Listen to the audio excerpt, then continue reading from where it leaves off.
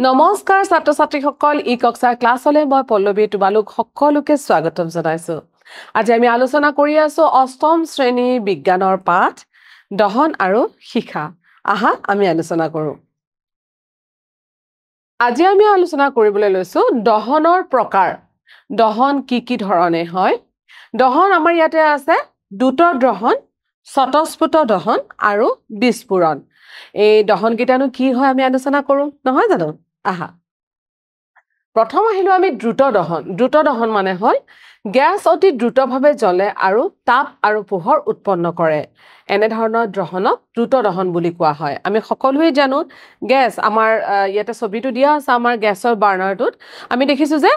গ্যাসটো অতি সহজতে আৰু পটককে সোনকালে জ্বলে হেয়া হল তেনেকুৱা ধৰণৰ দহনবোৰক আমি কি বুলি কওঁ দ্ৰুত দহন সোনকালে হয় পাকঘৰৰ ষ্টভৰ শিখা তাৰ পিছত আহিলে স্বতঃস্ফুত দহনত কি হয় দহনৰ যিটো প্ৰকাৰত কোনো এটা স্পষ্ট কাৰক নোহোৱাকৈ পদাৰ্থ এটা হঠাতে শিখা সহ জ্বলি উঠে সেইবোৰক স্বতঃস্ফুত নিজে জ্বলে তাৰ মানে স্বতঃস্ফুত দহন বুলি কোৱা হয় উদাহৰণ কোনবোৰ যে ফসফৰাছৰ নিচিনা কিছুমান দ্ৰব্য আছে যিয়ে সাধাৰণ উষ্ণতাত বায়ুত জ্বলি যায় আমি আগতে আলোচনা কৰিছিলো ফসফৰাছটো অতি সক্ৰিয় ধাতু আৰু এটো কি হয় বায়ুত উপস্থিতিত নিজে জ্বলি যায় ঠিক তেনে ধৰণে কয়লাৰ খনিৰ জুই ইয়াতে এখন ফটো দিয়া আছে যে কয়লাৰ খনিটো এনেকে কেতিয়াবা কোনো কাৰণ নোহোৱাকৈ হঠাতে জুই জ্বলি যায় এই ধৰণৰ নিজে জুই জ্বলাবোৰক কি বুলি কোৱা হয় স্বতঃস্ফুত দহন বুলি কোৱা হয় আহিছো এয়া স্বতঃস্ফুত দহনৰ আৰু এটা কাৰণ আমি দেখিছোৱে বনজুই বৰ ভয় লগাকে এখন চিত্ৰ নহয় জানো যেতিয়া জুই জ্বলে বনজুই অৰ্থাৎ বনত যেতিয়া জুই জ্বলে তেতিয়া কি হয় এটা বৃহৎ পৰিসৰ গছ-গছনি সকলোবোৰ একেলগে পুৰি শেষ হৈ যায় আৰু এয়াও এক স্বতঃস্ফুত দহনৰে উদাহৰণ তাৰ পিছত আহিলো আমি তৃতীয়বিধ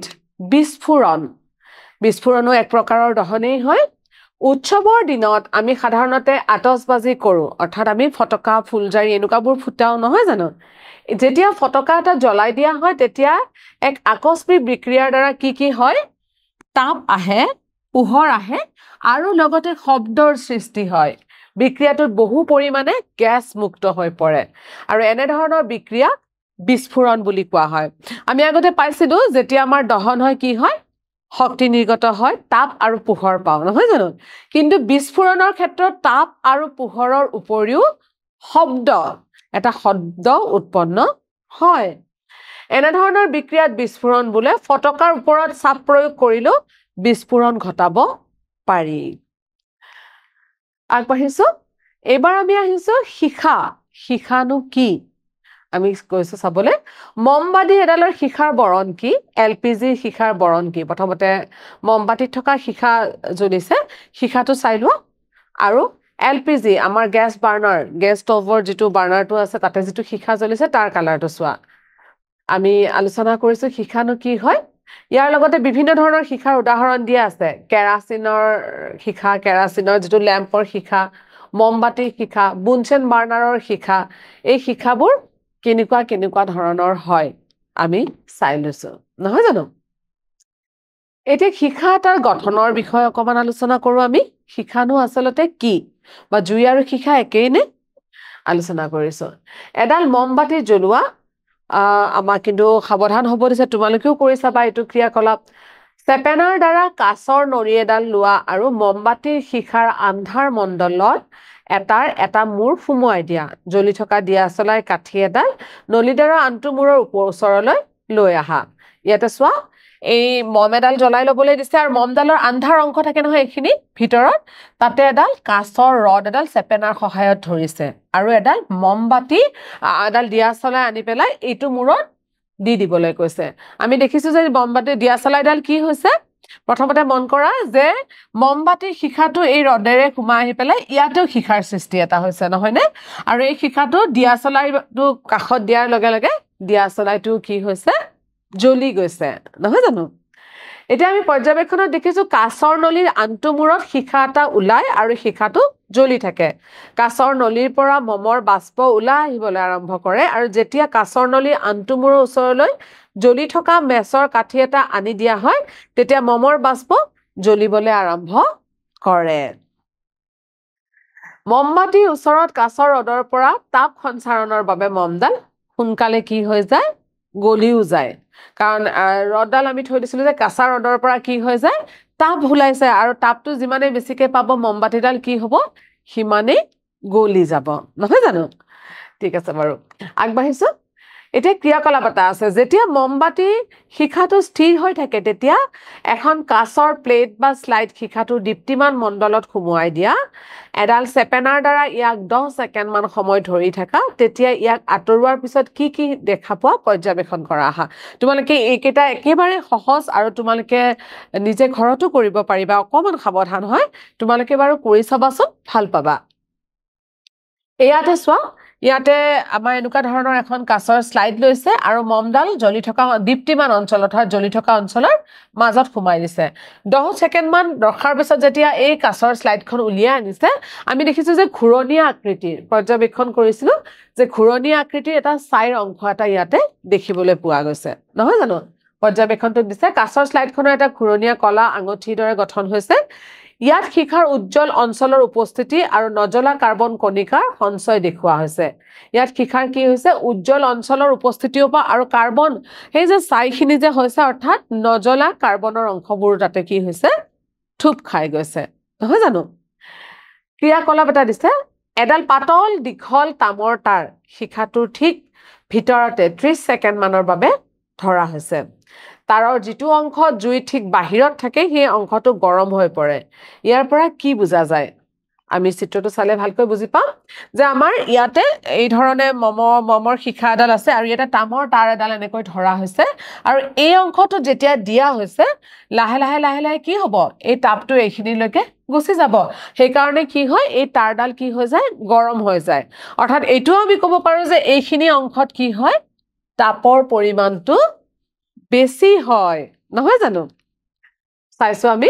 শিখাৰ এই অংশটোৱে আটাইতকৈ গৰম অংশ যাৰ কাৰণে এই ৰাতিডাল কি হৈ যায় গৰম হৈ যায়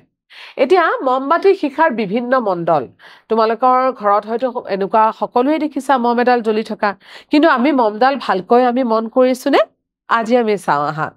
এই মমডালৰ এইখিনি অংশ তোমালোকে দেখিছা প্ৰথমতে আমি এইখিনিৰ পৰা আহিছো দহন নোহোৱা মমৰ আটাইতকৈ ভিতৰৰ অণ্ডল কোলা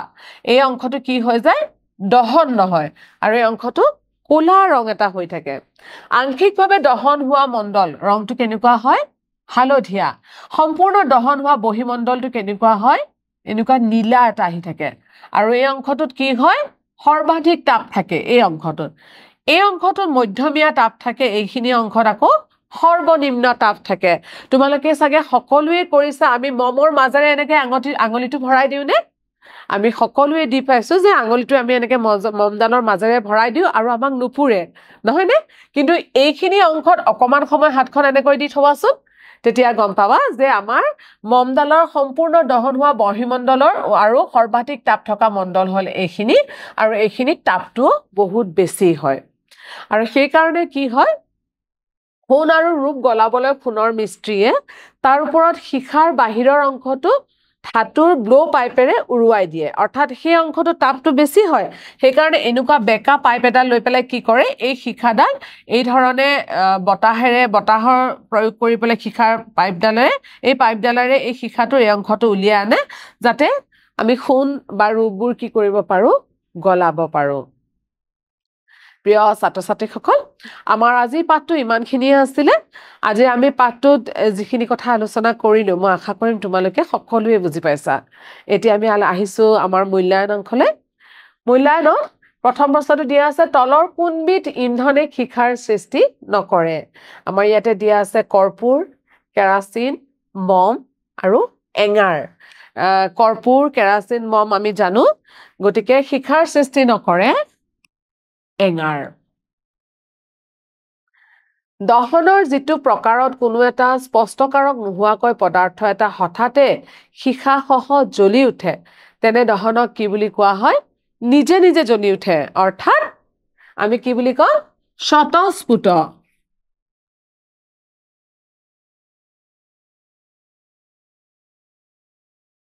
স্বতঃস্ফুট দহন বুলি কোৱা হয় আমি ইতিমধ্যে আলোচনা কৰিলোৱে নহয় জানো এতিয়া আমি আহিছো ফসফৰাছ সাধাৰণ উষ্ণতাত বায়ুত জ্বলে এনে দহনক স্বতঃস্ফুট দহন বুলি কোৱা হয় ফসফৰাছৰ কথা কোৱা হৈছে যে সাধাৰণ উষ্ণতাতে বায়ুত জ্বলে আৰু এইটোক স্বতঃস্ফুট বুলি কথাটো হয়নে নিশ্চয় হয় কাৰণ স্বতঃস্ফুট দহনৰ এটা উদাহৰণ হয় ফসফৰাছ গতিকে এই উক্তিটো শুদ্ধ প্ৰিয় ছাত্ৰ-ছাত্ৰীসকল আমাৰ আজি ভিডিঅটো ইমানখিনিয়ে আছিলে আজি ভিডিঅটোত আমি যিমানবোৰ কথা আলোচনা কৰিলো মই আশা কৰিম তোমালোক সকলোৱে সুন্দৰকৈ বুজি পাইছা আৰু মই পুনৰবাৰ অনুৰোধ জনাম যে এই ভিডিঅটোত আলোচনা কৰা কথাখিনি তোমালোকে কিতাপখনত আকৌ এবাৰ সুন্দৰকৈ পঢ়িবা আৰু প্ৰয়োজনীয় কথাবোৰ টুকি ৰাখিবা এতিয়া আমি আহিছো আন এটা ভিডিঅলৈ আমি আহি আছো আৰু এটা নতুন ভিডিঅলৈ তেতিয়ালৈ নমস্কাৰ